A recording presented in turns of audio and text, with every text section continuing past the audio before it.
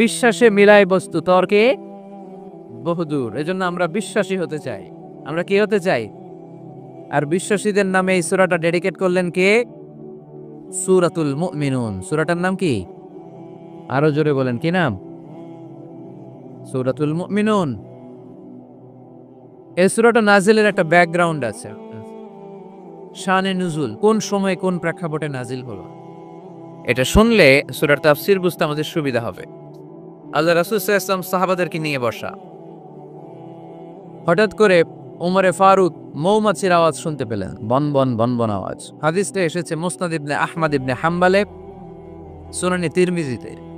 বনবন মৌমাছির যখন আওয়াজ, ওমরে ফারুক মৌমাছি খুঁজতে আরম্ভ করলেন, কিন্তু কোনো মৌমাছি উনি খুঁজে পান না। তখন উনি বুঝতে পেলেন আসলে এটা মৌমাছি না, এখনই আল্লাহ রাসূল সাল্লাল্লাহু আলাইহি ওয়াসাল্লামের উপর কোরআনের আয়াত নাজিল করতেছে কে? অনেকগুলো পদ্ধতিতে আল্লাহ রাসূল সাল্লাল্লাহু আলাইহি ওয়াসাল্লামের কাছে কোরআন এসেছে। আমরা তো মাগনা কোরআন পাইছি, সুন্দর করে এমদাদিয়া কোম্পানি ছাপাই দিছে, আব্বা কিনা বাসায় নিয়ে আসছে, এবার আমি রমজান মাসে কোরআনের খতম দেই। আহা, আল্লাহ রাসূল সাল্লাল্লাহু আলাইহি ওয়াসাল্লাম কি এত সহজে কোরআন পেয়েছে? না, অনেক কষ্ট করে তিনি কোরআন রিসিভ করতেন। মিসলা সালসালাতিল জারাস, মাঝে মাঝে ঘন্টার ধ্বনির মতো কোরআন নাজিল হতো। প্রাইমারি স্কুল ছুটি হলে দপ্তরি ঘন্টা বাজায় না, ধাম ধাম বিকট আওয়াজ হয়। এরকম আওয়াজে যখন কোরআন নাজিল হতো, আল্লাহ রাসূল সাল্লাল্লাহু আলাইহি ওয়াসাল্লাম কোরআন রিসিভ করতে যেয়ে ঘেমে যেতেন শীতের রাতে। আজকে একটা শৈত্য প্রবাহ গেছে না, প্রচন্ড শীত। দুপুরবেলা আমার প্রোগ্রাম ছিল কিশোরগঞ্জের, কি নাম, পাকুন্দিয়া। প্রচন্ড শীতে লোকজন কাঁপছিল। আপনাদের তো প্যান্ডেল আছে, ওদের প্যান্ডেলও ছিল না, খোলা ময়দানে লক্ষ লক্ষ মানুষ। এই প্রচন্ড শীতের রাতে আম্মাজান আয়েশা রাদিয়াল্লাহু তাআলা আনহা উনি কাঁপতেন, আর এই কোরআন রিসিভ করতে যে বিষ্ণু ঈসা ইসলাম ঘামতেন। সুবহানাল্লাহ বলতে পারলেন না? এত কঠিন ছিল ওহি রিসিভ করা। ইন্না সানুলকি আলাইকা কওলান সাকিলা, নবী হে, এই কোরআনের বাণীটা অনেক সাকিল, ভারী। এত ভারী, ওটের উপর বসে থাকা অবস্থায় যখন কোরআন নাজিল হতো, তখন রাসূল সাল্লাল্লাহু আলাইহি ওয়াসাল্লাম যে ওটের উপর বসে আছেন, ওটের পা গুলো জমিনে গেড়ে যেত। ঘোড়ার উপর বসে থাকা অবস্থায় কোরআন নাজিল হলে ঘোড়াটা দাঁড়ানো থেকে বসে যেত। মাঝে মাঝে সাহাবাদের গায়ে হেলান দিয়ে পায়ের মধ্যে মাথা রেখে রাসূল সাল্লাল্লাহু আলাইহি ওয়াসাল্লাম শুয়ে থাকতেন। এক সাহাবীর পায়ে মাথা রেখে আল্লাহ রাসূল সাল্লাল্লাহু আলাইহি ওয়াসাল্লাম শুয়ে আছেন, তিনি টেরই পাচ্ছেন না। হঠাৎ করে কোরআনের আয়াত নাজিল হতে লাগলো। সাহাবী বললেন, হঠাৎ করে আমি টের পেলাম বিশ্বনবীর মাথাটা অনেক ভারী হয়ে গেল। আমার মনে হচ্ছে যে রাসূল সাল্লাল্লাহু আলাইহি ওয়াসাল্লামের মাথার ভারে আমার পায়ের হাড্ডি ফেটে খান খান হয়ে যাবে। সুবহানাল্লাহ পড়ে। তো এই কঠিন কোরআন যখন রাসূল সাল্লাল্লাহু আলাইহি ওয়াসাল্লাম রিসিভ করতেন, তিনি ঘেমে যেতেন। আবার মাঝে মাঝে সাইয়েদনা জিবরাইল আলাইহিস সালাম সরাসরি ওনার সূরাতে আসতেন কোরআন নিয়ে। হেরা পর্বতে আর সিদরাতুল মুনতাহায়, এই দুই জায়গায় আল্লাহ রাসূল সাল্লাল্লাহু আলাইহি ওয়াসাল্লাম সাইয়েদনা জিবরাইল আলাইহিস সালামের মূল আকৃতিতে ওনাকে দেখতে পেয়েছিলেন। মাঝে মাঝে স্বপ্ন যুগে আসতো এই ওহী। পর্দার আড়াল থেকে মেরাজের রাতে তিনি পেয়েছেন ওহী। মাঝে মাঝে ইউকা ফি কুলুবি রাসূলিল্লাহ, আল্লাহ রাসূল সাল্লাল্লাহু আলাইহি ওয়াসাল্লামের অন্তরে ওহী ঢেলে দেয়া হতো। আর মাঝে মাঝে মিসলা সাউতিন নাহাল, মৌমাছির ভনভন ভনভন আওয়াজের মতো কোরআন নাজিল করত কে? ভনভন আওয়াজ দেখে ওমরে ফারুক বুঝলেন এটা আসলে মৌমাছি না, কোরআনের আয়াত। কোরআনের আয়াত নাজিল শেষ, আল্লাহ রাসূল সাল্লাল্লাহু আলাইহি ওয়াসাল্লাম চেহারা ঘুরিয়ে সাহাবীদের দিকে মুখ করে বসলেন আর বললেন, এইমাত্র সূরাতুল মুমিনুনের শুরুর দিককার আয়াতগুলো আমার কাছে নাজিল হয়েছে। এখানে আল্লাহ তাআলা মুমিনের 7টি গুণের কথা বলেছে। কয়টি? সবাই বলতে হবে, কয়টি গুণ? আল্লাহ রাসূল বললেন, মান আফামা হুন্না দাখালাল জান্নাহ, এই 7টা গুণ যে মানবে আল্লাহ তাআলা জান্নাতুল ফেরদাউসের মালিক বানায় দিবে। আজকে এই 7টা গুণের ব্যাপারে আমরা জেনে যাব ইনশাআল্লাহ। পড়ি, আরো জোরে পড়ি ইনশাআল্লাহ। আর যদি আপনাদের কষ্ট হয় ওঠা বসা করবেন না, হাত তুলে দাঁড়িয়ে যাবেন, বলবেন হুজুর কষ্ট হচ্ছে। দুই একজনের কাছ থেকে শুনলেই দোয়া করে বিদায়, সংক্ষেপ করে দিবেন ইনশাআল্লাহ। মাইকের সাউন্ডে আমি প্রাণ পাচ্ছি না। আমি বলতেছি একটু ইকো দিয়ে দেখো প্রাণ পাওয়া যায় কিনা। একটু ইকো দাও তো দেখি, বেশি দিও না, আবার একটু দাও। দুর্বল, সাউন্ড দুর্বল। প্রতি রাতে আমাদেরকে কথা বলতে হয়, সাউন্ড সিস্টেম যদি ডিজিটাল সাউন্ড সিস্টেম না হয়, দুর্বল হয়, আমাদেরকে শাউট করতে হয়। একদিনের জন্য শাউট করে আমার গলা ভাঙলে আমার জীবন ধন্য, সমস্যা নাই। কিন্তু আমার তো একদিন না। নোয়াখালীর লোকেরা কয়, হুজুর আন্নে গো একদিন, আঙ্গো ব্যাগ দিন। মানে আপনাদের একদিন হইলো আমাদের ব্যাগ দিন, মানে প্রতিদিন। কি হয়েছে? সাপ কই? বসো বসো। তাহলে মুমিনের কয় গুণ? গলায় আওয়াজ নাই। কয়টা গুণ? শেষ পর্যন্ত এরকম আওয়াজ লাগবে না, আওয়াজ তোলা যাবে। মাশাআল্লাহ, 7টা গুণ আজকে আমরা শুনবো। আল্লাহ শুরু করছেন, قد أفلح المؤمنون الذين هم في صلاتهم خاشعون। সফল হয়েছে তারা, ঈমান এনেছে যারা। কার কথা? সফলতার মানদণ্ড আল্লাহ দিয়েছেন ঈমান। আপনি যদি টাকাওয়ালা হন, আপনি সফল না যদি ঈমান না থাকে, ঠিক কি না? আপনি যদি ক্ষমতাওয়ালা হন, আপনি সফল না যদি ঈমান না থাকে, ঠিক কি না? আপনি অনেক বড় সেলিব্রিটি কিন্তু ঈমান নাই, আল্লাহর মানদণ্ডে আপনি সফল না, ঠিক কি না? এজন্য আল্লাহ বলেছেন সফল হয়েছে তারা, ঈমান এনেছে। আমি বলবো সফল হয়েছে তারা, আপনারা বলবেন ঈমান এনেছে যারা। আওয়াজ তুলে বলেন, সফল হয়েছে কারা? যারা ঈমানদার, তারা সফল। قد أفلح المؤمنون, successful indeed are the believers. তারাই সফল যারা ঈমানদার। তবে যেন ঈমানদার নয়, তাদের 7টা বৈশিষ্ট্য থাকা চাই। কয়টা? 1 নম্বর আল্লাহ বলছেন, আল্লাযীনা হুম ফি সালাতিহিম খাশিউন। তারা যখন সালাতে দাঁড়ায়, দিন দুনিয়ার হুঁশ থাকে না, তারা ভীত সন্ত্রস্ত হয়ে আল্লাহর দিকে রুজু হয়ে সালাত আদায় করে। নামাজে যখন দাঁড়াবো, দুনিয়ার কোনো হুঁশ জ্ঞান আমাদের থাকতে পারবে? আমাদের হুঁশ থাকবে একদিকে, তিনি কে? সালাতে কায়েম করো, সালাতে কায়েম করো, হবে সম্মানী তুমি, হবে জান্নাতি তুমি, হবে সম্মানী তুমি, হবে জান্নাতি তুমি। দিবে কাল হাসরে শীতল ছায়া, আরশে আজিম, রাব্বিয়াল আলা, রাব্বিয়াল আযীম। পড়েন, রাব্বিয়াল আলা, রাব্বিয়াল আযীম। আলহামদুলিল্লাহ। আল্লাযীনা হুম ফি সালাতিহিম খাশিউন। শুরু হয়ে গেল মুমিনদের 7টি বৈশিষ্ট্যের আলোচনা। 1 নম্বর বৈশিষ্ট্য হচ্ছে, মুমিনরা যখন নামাজে দাঁড়ায়, দিন দুনিয়ার হুঁশ থাকে না, তাদের চিন্তা, তাদের ধ্যান চলে যায় একদিকে, তিনি কে? সাইয়েদনা আলী রাদিয়াল্লাহু তাআলা আনহু যুদ্ধের ময়দানে মারাত্মকভাবে জখম হলেন, আহত হলেন। পায়ের ভেতরে যে আদের ময়দানে তীর ঢুকে গেল, তীর কেউ টেনে বের করতে পারে না, এতটাই জখম হয়েছে। তীর ধরে টান মারলে তিনি চিৎকার মারে। বিশ্বনবী দেখলেন অবস্থা বেগতিক। আল্লাহর হাবিব বললেন, তীর ধরে টানাটানি দরকার নাই, যেহেতু টান মারলে ব্যথা পায়, ছেড়ে দাও, আজান দাও। বেলাল, তুমি আজান দাও, একামত দাও। এক সাহাবীরে বললেন, আমি যখন নামাজে দাঁড়াবো, আলী যখন নামাজে দাঁড়াবে, নামাজরত অবস্থায় তুমি তোমার নিজের দায়িত্বে আলীর পায়ের ভেতর থেকে তীরটা টেনে বের করে ফেলবা। আজান দেয়া হলো, একামত হলো। বিষ্ণু ঈসা ইসলাম নামাজ পড়তে শুরু করলেন। সাইয়েদনা আলী রাদিয়াল্লাহু তাআলা আনহু নামাজে দাঁড়ালেন। ওই সাহাবী দাঁড়ান নাই, বিশ্বনবীর পরামর্শ অনুযায়ী কাতারের ভেতর দিয়ে যে বিশ্বনবীর মেয়ের জামাতা সাইয়েদনা আলী রাদিয়াল্লাহু তাআলা আনহুর পা থেকে টান মেরে তীর বের করেছে। টান দিয়ে তীর খোলা হয়েছে, কিন্তু সাইয়েদনা আলী মুহূর্তের জন্য টের পান না। আগে টান মারতেছে, ব্যথা পায়, চিৎকার মারে, চিৎকার মারে, কিন্তু সালাতের অবস্থায় টান মেরে তীর বের করেছে, উনি টেরই পান নাই। আল্লাহু আকবার।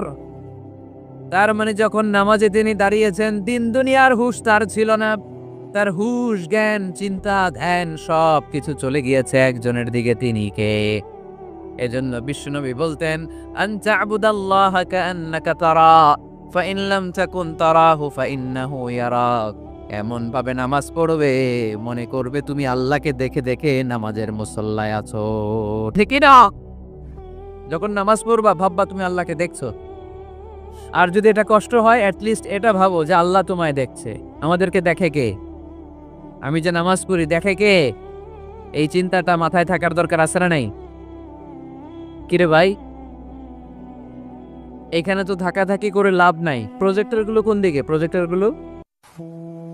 প্রজেক্টর আছে ওই যে পেছনে প্রজেক্টর, ওখানে চলে যাও।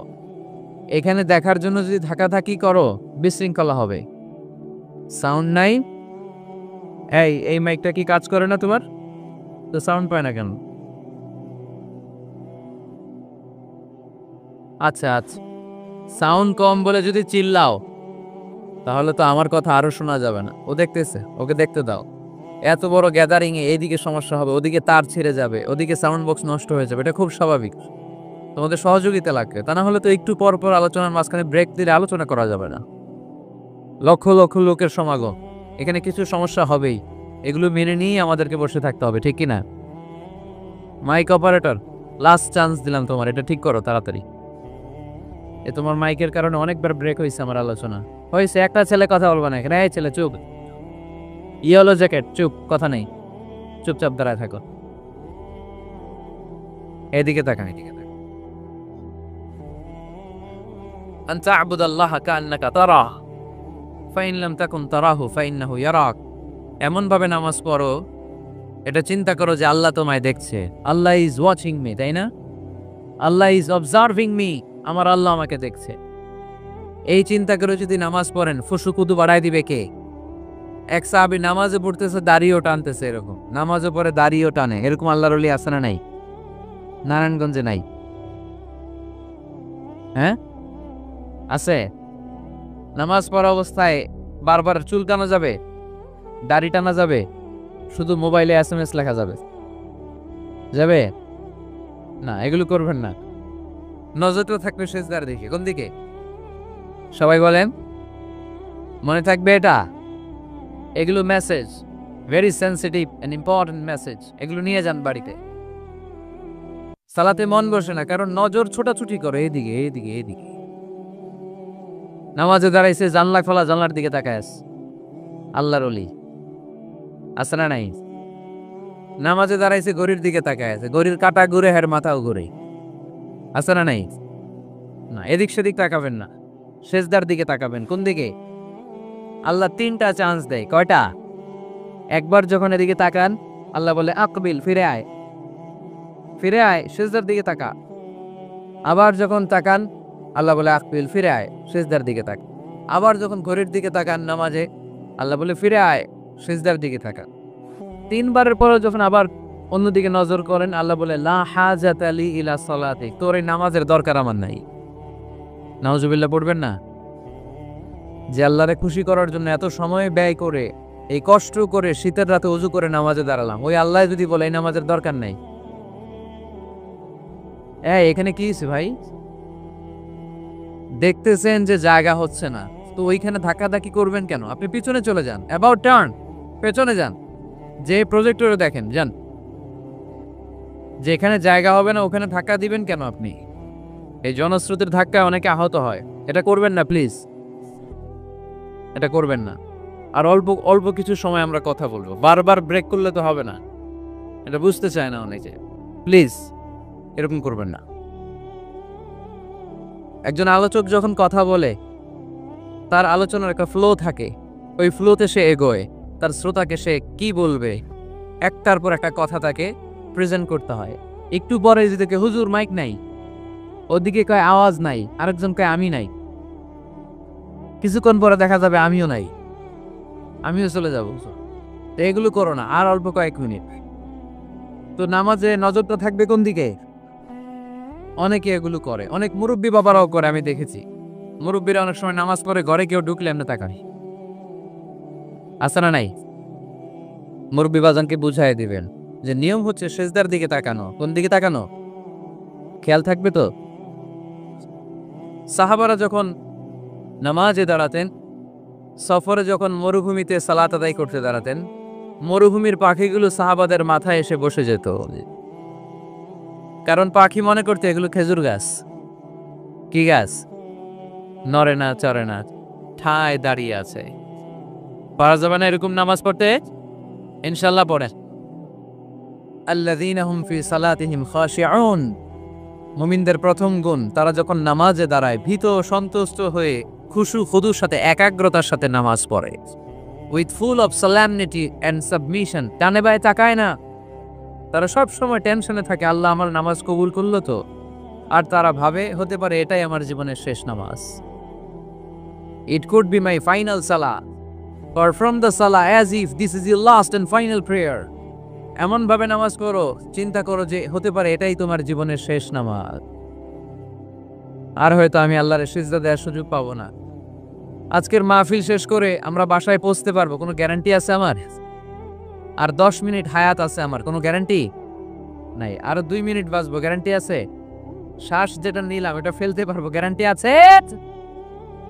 তো মুসল্লায় যে দাঁড়াইলেন, নামাজ যে পড়লেন, এরপরে আরেকবার নামাজের সুযোগ পাবেন, গ্যারান্টি আছে? তো তাহলে প্রত্যেক নামাজের সময় মুসল্লায় দাঁড়িয়ে আমরা এটা ভাবি না কেন যে এটাই হতে পারে আমার শেষ নামাজ? This could be my final সালাহ। হতে পারে এটাই আমার শেষ নামাজ। এরকম চিন্তা নিয়ে যদি আপনি নামাজে দাঁড়ান, তাহলে মন এদিক সেদিক যাবে। অনেকে নামাজেও দাঁড়ায়, আবার টেলিভিশনে কোন নিউজ দিচ্ছে ওইটার টেনশনও থাকে, আছে না নাই? নামাজেও দাঁড়ায় শেয়ার বাজারের দাম বাড়লো না কমলো, টেনশন করে। নামাজেও দাঁড়ায় মাশরাফি ছক্কা মারলো না আউট হইলো, টেনশন আছে না নাই? যার যেদিকে আগ্রহ ওইটা নিয়ে পড়ে থাকে নামাজে, ওই নামাজকে আল্লাহ কবুল করবে? এই জন্য এমন ভাবে সালাতে দাঁড়াবো, ভাববো যে হতে পারে এটাই আমার জীবনের শেষ নামাজ। আজকে যদি বলা হয় রাত 12টায় মালাকুল মাউত এসে আপনার রূহ নিয়ে যাবে, this night is your last night in your life, আপনার জীবনে এটা শেষ রাত। এখন আপনি যে নামাজের সুযোগটা পাবেন, লাস্ট চান্স, আপনি ওই দিন কি করবেন? আহা, কত সুন্দর করে অজু বানাবেন, তাই না? সাদা ধবধবে পাঞ্জাবি পরে আতর মাখবেন, মুসল্লাটা বিছিয়ে, হায় রে কি সুন্দর নামাজ, কি সুন্দর রুকু দিবেন আপনি। ওই দিনের রুকুটা হবে আপনার জীবনের শ্রেষ্ঠ রুকু, ওই দিনের সেজদা হবে আপনার জীবনের শ্রেষ্ঠতম সেজদা। সেজদায় লুটিয়ে পড়ে চোখের পানি দিয়ে আপনি জায়নামাজ ভিজিয়ে দিবেন, তাই না? কারণ আপনি confirm this is your last সালাহ, এটা আপনার শেষ নামাজ। তো প্রত্যেক ওয়াক্তে যে দাঁড়াই, কোনো গ্যারান্টি আছে যে আরেকটা নামাজের সুযোগ পাবো? তাহলে প্রতি ওয়াক্তেই আমরা এটা ভাবি না কেন যে এটা আমার জীবনের শেষ নামাজ হতে পারে? বিশ্বাসীরা যখন নামাজে দাঁড়ায় তারা ভাবে it could be my last and final সালাহ। চিল্লায় বলতে হবে ঠিক কি না? এজন্য আল্লাহ বললেন قد أفلح المؤمنون الذين هم في صلاتهم خاشعون। সফল হয়েছে তারা, ঈমান এনেছে যারা। ঈমানদারের প্রথম গুণ, তারা যখন নামাজের জন্য মুসল্লায় দাঁড়িয়ে যায়, দিন দুনিয়ার হুঁশ তার থাকে না, তার ধ্যান জ্ঞান চলে যায় একজনের দিকে, তিনি কে? ধীরস্থির ভাবে সালাত পড়তে হবে, তা'দিলুল আরকান মেইনটেইন করতে। এক সাহাবী নামাজ পড়ে আল্লাহ রাসূল সাল্লাল্লাহু আলাইহি ওয়াসাল্লামের কাছে আসলেন। আল্লাহ রাসূল বললেন সল্লি ফাইন্নাকা লাম তুসল্লি, যাও নামাজ পড়ো, নামাজ হয় নাই। আবার নামাজ করলেন, আবার আসলেন, আল্লাহ রাসূল একই কথা বললেন, সল্লি ফাইন্নাকা লাম তুসল্লি, রিপিট ইউর সালাত because you didn't offer your সালাহ in a correct way, in a correct manner. সঠিক পদ্ধতিতে সালাত হয়নি। উনি কি করবেন? আবার যে বললেন, আবার আসলেন, আল্লাহ রাসূল বললেন সল্লি ফাইন্নাকা লাম তুসল্লি, সালাত পড়ো, হয় নাই। এবার সাহাবী কেঁদে দিলেন, বললেন ইয়া রাসূলুল্লাহ, এর চেয়ে ভালো করে তো আমি পড়তেই জানেন। আল্লাহ রাসূল সাল্লাল্লাহু আলাইহি ওয়াসাল্লাম সাহাবীকে জড়িয়ে ধরলেন, বললেন আসো তোমারে শিখাইয়া দেই, যখন নামাজে দাঁড়াবা তাড়াহুড়ো করবে না। There is no rushing in সালাত, there is no hastiness in সালাত। সালাতে তাড়াহুড়ো নাই। যখন দাঁড়াবা রিল্যাক্স, যখন রুকুতে যাবা রিল্যাক্স, সিজদায় লুটিয়ে পড়বা রিল্যাক্স। তাড়াহুড়ো করা যাবে? রুকুতে যখন যাবা পিঠটাকে সোজা করবা, স্ট্রেট ফরওয়ার্ড। আল্লাহ রাসূল সাল্লাল্লাহু আলাইহি ওয়াসাল্লাম যখন রুকু দিতেন, ওনার রুকু দেওয়া পিঠটা এতটাই স্ট্রেট ফরওয়ার্ড আর সোজা হতো, সাহাবারা বলতেন এখানে পানির গ্লাস রেখে দিলে পানিটাও কাঁপতো না, গ্লাসটাও নড়তো না। তার মানে রুকুর পিঠ খুব বাঁকা ছিল, তাই না? কি ছিল? স্ট্রেট ফরওয়ার্ড, সোজা। লা ইয়াসুব্বু ওয়া লা ইয়াকনিউ। আমাদের অনেকের মাথা অনেক নিচে চলে যায়, অনেকটা এরকম থাকে না, স্ট্রেট ফরওয়ার্ড। আল্লাহ রাসূল সাল্লাল্লাহু আলাইহি ওয়াসাল্লাম বললেন সবচেয়ে বড় চোর যে নামাজে চুরি করে। সাহাবারা বললেন কাইফা ইয়াসরিকু ফিস সালাহ ইয়া রাসূলুল্লাহ, আল্লাহ রাসূল সালাতে আবার চুরি করে কেমনে? আল্লাহ রাসূল সাল্লাল্লাহু আলাইহি ওয়াসাল্লাম বললেন ইয়াসরিকু ফি রুকুইহি ওয়া সুজুদিহি, রুকু সিজদায় চুরি করে, পিঠ সোজা করে না। রুকু থেকে সোজা হয়ে দাঁড়িয়ে কয়েক সেকেন্ড অপেক্ষা করা এটা ওয়াজিব। দুই সেজদার মাঝখানে 1-2 সেকেন্ড স্থির হয়ে বসে থাকা ওয়াজিব। আমাদের অনেকেই রুকু থেকে কোন রকম নামকাওয়াজ মাথাটা উঁচু করে সেজদায় দৌড় মারে, আছে না নাই? এক সেজদা দিয়ে কোন রকম মাথাটা তুলে আরেক সেজদায় দৌড় মারে, আছে না নাই? এরা রুকু সেজদায় চুরি করে, এরা নামাজ চোর। এরকম করা যাবে? তাড়াহুড়ো করবেন? কখনো তাড়াহুড়ো করা যাবে? নামাজে তাড়াহুড়ো নাই। নামাজে কি নাই? নামাজে করতে হবে রিল্যাক্স। নামাজে কি করব? সবাই বলেন কি করব? যারা তাড়াহুড়ো করে এদেরকে বলতে পারবেন এটা যে তুমি তাড়াহুড়ো করছো কেন? নামাজে তুমি রিল্যাক্স করবা। যখন রুকুতে যাবা হাত্তা তাতমা ইন্না রাকিআন, রিল্যাক্সের সাথে রুকু, পিঠটা সোজা। সিজদায় লুটিয়ে পড়বা, তুমি তো আল্লাহর কাছে চলে গিয়েছো। আকরাবু মা ইয়াকুনুল আবদু মির রাব্বিহি ওয়া হুয়া সাজিদ ফাকসিরু ফিহি দুআ। আল্লাহ রাসূল বললেন, বান্দা যখন সিজদায় লুটিয়ে পড়ে, বান্দা তখন আল্লাহর সবচেয়ে কাছে চলে যায়। ফাকসিরু ফিহি দুআ, তাই তখন বেশি বেশি দোয়া কর। আমরা যখন মসজিদের কার্পেটে সেজদা দেই, দেখা যায় যে সেজদাটা কপালটা কার্পেটে পড়ে, জায়নামাজে পড়ে, মসজিদের টাইলসে পড়ে। কিন্তু বিশ্বনবী বলে না, টাইলসে পড়ে না, জায়নামাজে পড়ে না, তোমার সেজদাটা আল্লাহর কুদরতি পায়ের উপর যে পড়ে। এজন্য তাড়াহুড়ো করা যাবে না। ইদা উকিমাতিস সালাহ ফালা তাতুহা তাসাউন, যখন একামত হয়ে যায় দৌড়াদৌড়ি করে রাশিন করে নামাজে যেও না। ও আতুহা কামশুন, রিল্যাক্সের সাথে যাও। ফামা আদরাকতুম ফাসাল্লু, যে যতটুকু পাও ইমাম সাহেবের সাথে পড়। দেরি হয়ে গেলে ওমা ফাতাকুম ফাআতিম, যেটা ছুটে গেছে একা একা পড়। 4 রাকাত পেয়েছি 2 রাকাত, বাকি 2 রাকাত একা একা পড়ার সুযোগ আছে না নাই? তো তাড়াহুড়ো করেন কেন আপনারা? আর তাড়াহুড়ো করবেন? অনেকে ওযুখানায় তাড়াহুড়ো করে। মাগরিবের নামাজ ইমাম সাহেব শুরু করছে, ওয়াদ-দুহা ওয়াল-লাইলি ইযা সাজা, সবার মুখস্থ আছে না নাই? তো উনি তখন হাত ধুইতেছে, এখনো মাথা মাসে আর পা ধোয়া বাকি। উনি হিসাব মিলাই ফেলছে, তাড়াহুড়ো করে দৌড় দিতে হবে, তা না হলে রাকাত পাওয়া যাবে না। মসজিদের টাইলস ছিল পিছলা, উল্টায় পড়ছে, লুঙ্গি একদিকে মুসল্লি আর একদিকে। এরকম আছে না নাই? আমাদের এলাকায় একজন এরকম দৌড় মেরে পা ভাঙে ফেলছে, উল্টায় পড়ে, লুঙ্গি একদিকে ও আরেকদিকে। এরকম করবেন আর? মনে রাখতে হবে, এই মাহফিলগুলোতে এসে শুধু স্লোগান সর্বস্ব মাহফিল দিলে হবে না। যা শুনবো, নিজে মানবো, সমাজটাকে পরিবর্তন করে দিব আমরা। আমাদের দিকে চেয়ে আছে বাংলাদেশ, ঠিকই না? আমাদের হাতেই সব। আমরা চাইলে একটা শক্ত সিদ্ধান্ত নিলে আমরা বাংলাদেশকে চেঞ্জ করে দিতে পারি, ঠিক কি না? এখানে বসে আছে আগামীর প্রধানমন্ত্রী, এখানে বসে আছে আগামীর নারায়ণগঞ্জের এমপি, এখানে বসে আছে আগামী দিনের এই থানার চেয়ারম্যান, ঠিক কি না? আমরা যদি ঠিক হয়ে যাই, ঠিক থাকবে বাংলাদেশ। আমরা উল্টে গেলে পথ হারাবে বাংলাদেশ। এজন্য সালাতে যেন আমরা তাড়াহুড়ো না করি, ধীরস্থির ভাবে যেন সালাত করি। মনে থাকবে সবার, সালাতে আমরা রিল্যাক্স কি করব? তাহলে মুমিন বান্দাদের 1 নম্বর গুণ, আল্লাযীনা হুম ফি সালাতিহিম খাশিউন। মুমিনরা যখন নামাজে দাঁড়ায় তারা তাড়াহুড়ো করেন, তারা ধীরস্থির ভাবে সালাত আদায় করে। রাজি আছে তো সবাই? আল্লাহ তুমি কবুল করো। তাহলে 1 নম্বর পয়েন্ট সবার কাছে ক্লিয়ার? আচ্ছা। 2 নম্বর আল্লাহ বললেন ওয়াল্লাযীনা হুম আনিল লাগবি মুরিদুন। মুমিন বান্দাদের 2 নম্বর বৈশিষ্ট্য, তারা অনর্থক কাজ থেকে মুখ ফিরিয়ে নেয়। তাই না? এখানে অনর্থক কাজ গেলে আমার সওয়াব নেই, আরো গুনাহ হবে, যাব আমি? এখানে এমন কাজ গেলে আমার আমল নষ্ট হবে, যাব আমি? ওয়াল্লাযীনা হুম আনিল লাগবি মুরিদুন। মুমিন বান্দার 2 নম্বর গুণ, মুমিন বান্দা কখনো কোনো অনর্থক কাজের দিকে যায় না। যেই জায়গায় গেলে সওয়াব হয়, মানবতার কল্যাণ হয়, সব সময় মুমিনকে ওই জায়গায় পাওয়া যায়। ওয়াল্লাযীনা হুম আনিল লাগবি মুরিদুন, অনর্থক কাজ করব না।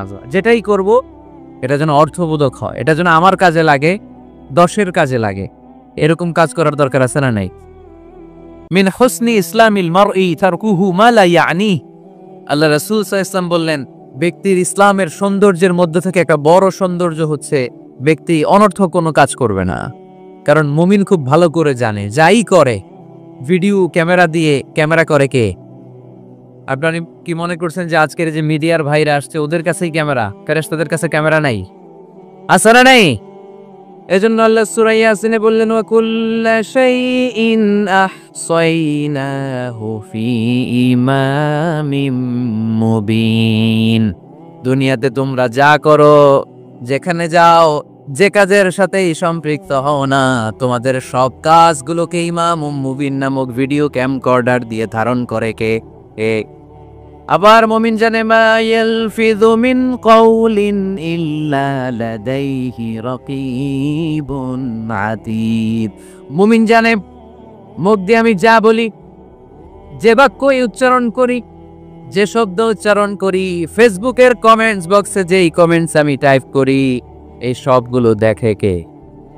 রাকীবুন আতীদ নামে দুইজন ফেরেশতা আছে, সব কিছু নোট করে নেয়, ঠিক কিনা? মুখে যা বলবো এটাও অর্থবহ হইতে হবে, যা লিখবো তাও অর্থবোধক হইতে হবে, ঠিক কিনা? এখন তো বলার চেয়ে আমরা টাইপ করি বেশি। ফেসবুকে কমেন্টস অপশন আছে না নাই? আহা, ইচ্ছা মতো কমেন্টস করে, কমেন্টসের ফুলঝুরি, গালি গালা সব মাগনা, আছে না নাই? নারায়ণগঞ্জের ছেলেরা অবশ্য এগুলো করে না, এখানকার ছেলেরা ভালো অনেক, দেখেই বোঝা যাচ্ছে খুব শান্তশিষ্ট।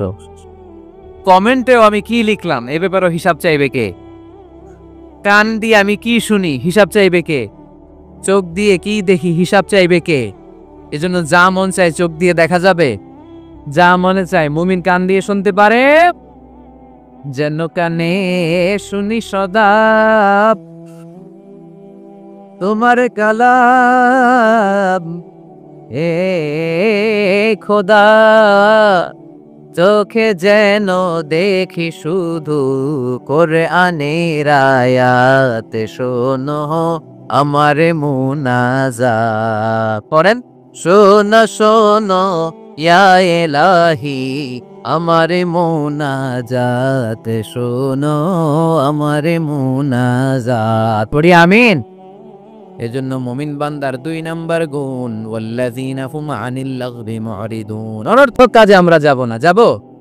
তোমরা যুবকরা মিলে অনেক কিছু করতে পারো, ব্লাড ক্যাম্পেইন করতে পারো, রক্ত দেওয়ার মাধ্যমে জীবন বাঁচানো যায়, ঠিক কি না? তোমরা যুবক ছেলেরা মিলে বৃক্ষ রোপণ কর্মসূচি করতে পারো, তোমরা যুবক ছেলেরা মিলে পরিচ্ছন্নতা অভিযান চালাতে পারো এলাকায়, তোমরা চাইলে সবাই মিলে দাঁড়িয়ে সমাজ থেকে ইফটিজিংকে তাড়াতে পারো, তোমরা চাইলে সমাজ থেকে যৌতুকের মতো মরণ ব্যাধিকে ঝাড়ু পেটা করে বিদায় করতে পারো, তোমরা চাইলে আগামীর বাংলাদেশকে সোজা পথে উঠিয়ে দিতে পারো। ওয়াল্লাযীনা হুম আনিল লাগবি মুরিদুন। মুমিনরা আজে বাজে কাজে যায় না, যে কাজে গেলে নিজের কল্যাণ, দেশের কল্যাণ, দশের কল্যাণ, মুমিন ওই কাজ করে, ঠিক কি না? তাহলে অনর্থক কোনো কাজে আমরা যাব যেটাতে সওয়াব নাই, যেটাতে গুনাহ হয়, যেটাতে সবার অকল্যাণ, ওটাতে আমরা যাব? 2 নাম্বার গুণ ওয়াল্লাযীনা হুম আনিল লাগবি মুরিদুন। অনর্থক কাজ দেখলি মুখ ফিরায় নিতে হবে, সালাম দিয়ে আমরা কেটে পড়ব।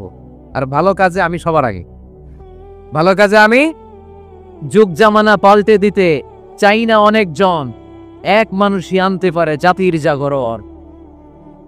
এক মানুষই বিপদকালে বাঁচায় কাফেলায়, ক্ষুদ্র ডিঙ্গি বাঁচায় জাহাজ অসীম দরিয়ায়। সমাজ পরিবর্তনের জন্য এতজন দরকার নাই, একটা ওমর হইলে বাংলাদেশ সোজা হয়ে যাবে, ঠিক কি না? একজন ইমাম মাহাদি হলে গোটা বাংলাদেশে ঠিক করে দিবে কে? ওই উমরের মতো যেন আমরা হতে পারি, আমরা যেন পরিবর্তনের নায়ক হতে পারি। আল্লাহ তুমি তৌফিক দাও। আর জোরে আমিন। ওয়াল্লাযীনা হুম আনিল লাগবি মুরিদুন। অনর্থক আজে বাজে কাজে আমরা যাব, ভালো কাজ যেখানে আমরা যাব। তাহলে প্রথম গুণ কি ছিল? সালাতে খুশু খুদু, আল্লাহর ভয়, আল্লাহর চিন্তা নিয়ে সালাত পড়া। 2 নম্বরে অনর্থক কাজে মুমিনরা যাবে। 3 নম্বরে আল্লাহ বললেন ওয়াল্লাযীনা হুম লিয-যাকাতি ফাঈলুন। আমার মুমিন বান্দাদেরকে আমি ধন সম্পদ দিয়ে যদি ধনী বানিয়ে দেই, ওই সম্পদ থেকে গরিবদের জন্য তারা দান করে। দে যাকাত তোরা দে রে যাকাত, তোর দিল খুলবে পরে আগে খুলু খা।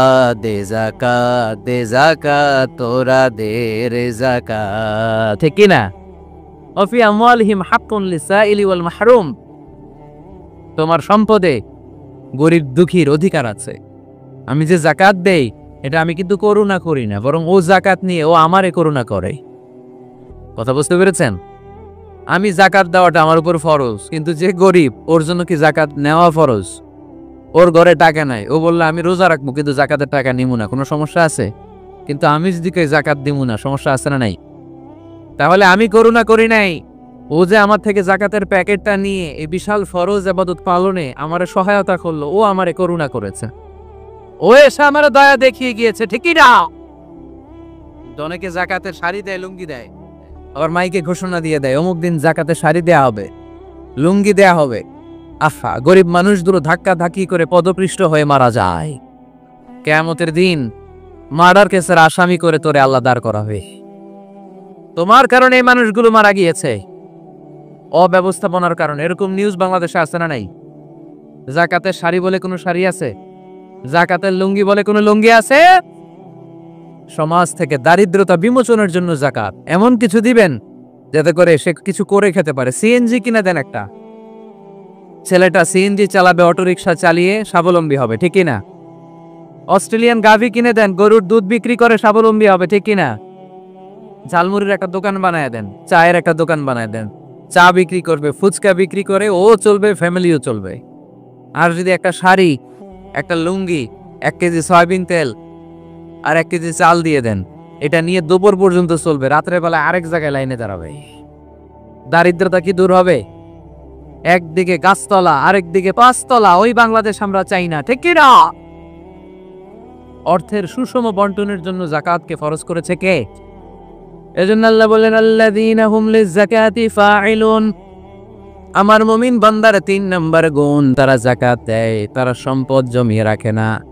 আল্লাযীনা ইয়াকনিজুনা আয-যাহাবা ওয়াল-ফিদ্দাতা ওয়া লা ইউনফিকুনাহা ফী সাবিলিল্লাহ ফাবাশশিরহুম বিআযাবিন আলীম। যারা সম্পদ জমায়। কেমন আছেন? ভালো আছেন? আপনি এমপি মহোদয়? আচ্ছা আচ্ছা, মাশাআল্লাহ, চেয়ারম্যান সাহেব বসেন। তো এজন্য একদিকে রাস্তার একদিকে গাছতলা, একদিকে 5 তলা, এরকম সমাজ চাই নাকি আমরা? না, সম্পদের তারল্য ছড়িয়ে পড়তে হবে ঘর থেকে ঘরে, দ্বার থেকে দ্বারে, ঠিক না? যারা সম্পদ জমায় রাখে, ব্যাংক ব্যালেন্স করে,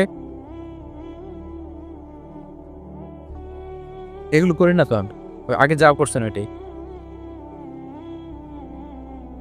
একদিকে গাছতলা, আরেকদিকে 5 তলা, এরকম চাই আমরা? না, আমরা চাই এদেশে কোনো দারিদ্রতা না থাক, নো পভার্টি ইন বাংলাদেশ, ঠিক না? এসডিজি সাস্টেইনেবল ডেভেলপমেন্ট গোল আছে 17টা, এর মধ্যে একটা গোল হচ্ছে নো পভার্টি, কোনো দারিদ্রতা থাকতে পারবে না। এজন্য আমাদেরকে কাজ করে যেতে হবে। যারা সম্পদ জমায়, এই সম্পদগুলো কিয়ামতের দিন হবে সুজাআন আকরা, টেকো সাপ, পা থেকে পেঁচাতে পেঁচাতে কোমর, কোমর থেকে পেঁচাতে পেঁচাতে গলা, ছবল মারবে আর বলবে আনা মালুক আনা কানসুক, আমি তোর সম্পদ, আমি তোর ব্যাংক ব্যালেন্স, আমার না খাওয়ার জন্য জমাইছিলি, আজকে খা। খাইবেন ওই দিন, খাইবেন ওই দিন সাপের এক একটা কামড়ে দেহটা 70 গজ জমিনের ভেতরে ঢুকে যাবে, ঠিক কি না?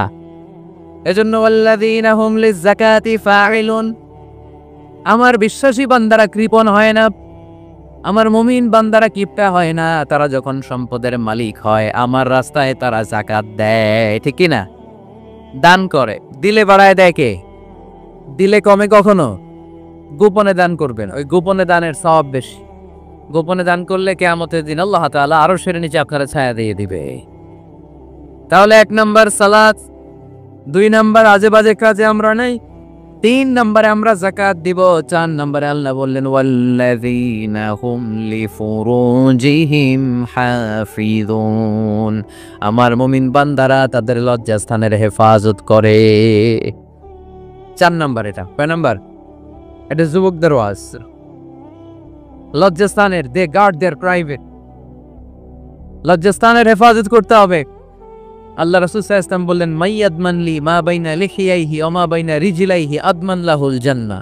খুব জরুরি হাদিস, যুবক ভাইরা খেয়াল করে শোনো। যে ব্যক্তি 2টা অঙ্গের গ্যারান্টি, বিষ্ণু বললেন আমার যে উম্মত 2টা অঙ্গের গ্যারান্টি আমারে দেয়, আমি নবী তারে জান্নাতের গ্যারান্টি দেই। 1 নাম্বার মা বাইনা লিহিয়াইহি, এই দুই চোয়ালের মাঝখানে যে অঙ্গ থাকে সে যদি গ্যারান্টি দেয় ওই অঙ্গের পাপ করবে না, মানে জিহ্বা। সে যদি ওয়াদা দেয় জিহ্বা দিয়ে মিথ্যা বলবে না, চুগলখুরি করবে না, একজনের কথা আর একজনের কানে লাগাবে না, এই ওয়াদা যদি দেয়। আরেক হলো দুই রানের মাঝখানে যা আছে মানে লজ্জাস্থান, এই জিহ্বার লজ্জাস্থান দিয়ে কোনো পাপ কাজের সাথে সে জড়িত হবে না। এই গ্যারান্টি যদি কোনো উম্মত আমারে দেয়, আমি নবী তারে জান্নাতের গ্যারান্টি দে। You have to guard your private. বিবাহ বহির্ভূত কোন সম্পর্ককে ইসলাম জায়েজ করে নাই, এজন্য এগুলো করা যাবে। গার্লফ্রেন্ড বয়ফ্রেন্ড করা যাবে? গার্লফ্রেন্ড আছে কার কার দেখি হাত তোলো। মাশাআল্লাহ, সাহস আছে ওদের, বুকের পাটা আছে। হাত দাও বেটা। এই গার্লফ্রেন্ড বয়ফ্রেন্ডের সাথে আমাদের কোনো সম্পর্ক? আমরা বিয়ে করব। কি করব? বিয়ে করব। চেয়ারম্যান সাহেব বিয়ে করাই দিন এগুলোতে, আপনার দায়িত্ব দিয়ে গেলাম। এই গার্লফ্রেন্ড বয়ফ্রেন্ড এগুলো ইসলামের কালচার নয়। বিয়ের চেয়ে ভালো কাজ পৃথিবীতে হতে পারে? বিয়ে করতে গেলে বাপে বলে আগে নিজের পায়ে দাঁড়া। তো এতদিন ও কার পায়ে দাঁড়াইছে? ছেলে মেয়েদেরকে সাহস দেন, ছেলেও পড়বে। ওই যে একজন চিল্লান দিয়ে উঠছে, ওর কমন পড়ছে। কমন পড়ছে, মাশাআল্লাহ। গার্ডিয়ানরা যারা আছেন ওদের দুঃখ কষ্ট একটু বুঝেন আপনারা, মিলাই দিয়েন ওদেরকে, বিয়ের পিড়িতে বসায় দিয়েন। বিয়েতে কল্যাণ, বিয়েতে বরকত। বিয়ের মতো ভালো কাজ হতে পারে না। সব নবীরা বিয়ে করেছেন। আন নিকাহ মিন সুন্নতি, বিয়ে আমার সুন্নাহ। ফামান রাগিবা আন সুন্নতি ফালাইসা মিন্নি, যে আমার সুন্নতকে ভালোবাসে না সে আমার উম্মত হতে পারে না। বিয়েটাকে সহজ করে দেন। যেই সমাজে বিয়ে সহজ ওই সমাজে জিনা কঠিন, তাই না? যেই সমাজে জিনা সহজ ওই সমাজে বিয়ে কঠিন। আমাদের সমাজে জিনা করা সহজ, বিয়ে করতে লাগে 10 লাখ, জিনা করতে লাগে 1000, ঠিক না? 10 লাখ টাকা ছাড়া বিয়ে করা যায় না। এটা লাগবে ওইটা লাগবে, এই দাও ওই দাও, মোহর দাও, বিশাল অঙ্কের মোহর। 10 লক্ষ টাকা ধার্য না করলে মেয়ে দিবে না, এরকম আছে না? নাই না, এগুলো আসলে ইসলামিক কালচার না। ছেলের বাবা মেয়ের বাবা উভয়কে আমি বলি বিয়েটা সহজ করে দেন, সহজ করে দেন। ছেলে পড়াশোনা করুক, সমস্যা নেই, মেয়েও পড়ুক, কিন্তু তারা পবিত্রভাবে তাদের সম্পর্ককে মেনটেন করুক, ঠিক না? তাদের এই যৌবনের তাড়নায় যে পাপের সাথে জড়াবে তার পার্সেন্টেজ গুণা বাবা হিসেবে আপনার কাঁধেও আছে না নাই? এজন্য বাবারা সাবধান, মায়েরা সাবধান, বিয়েটাকে সহজ করেন। এই এলাকার যুব সংঘ যারা আছো, তোমরা একটা ক্যাম্পেইন করবে এই মাহফিলের পরে, টাইমলি ম্যারেজ ক্যাম্পেইন।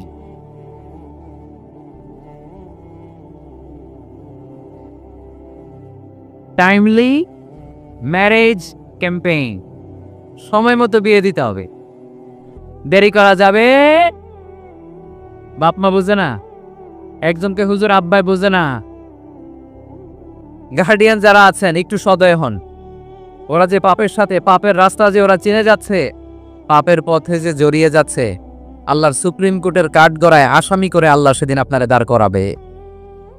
আল্লাযীনা হুম লিফুরুজিহিম হাফিজুন, দে গার্ড देयर প্রাইভেটস। মুকদ্দামাতুল হারামে হারাম, এট এ গ্ল্যান্স। একটা নারীর দিকে চোখ পড়ে যাওয়া এটা হারাম না, কিন্তু এই চোখ পড়ার কারণে এটা জেনার দিকে নিয়ে যাবে, এজন্য এটাকেও হারাম করেছে কে? মুকদ্দামাতুল হারামে হারাম, এই নজরটা বড় খারাপ। আন-নাযার সাহামুন মাসমুমুন মিন সিহামি ইবলিস, এই নজর হচ্ছে শয়তানের বিষ মাখানো তীরের মধ্য থেকে একটা ভয়ঙ্কর তীর। এই তীর দিয়ে শয়তান যুবক আর যুবতীদেরকে কাবু করে ফেলে।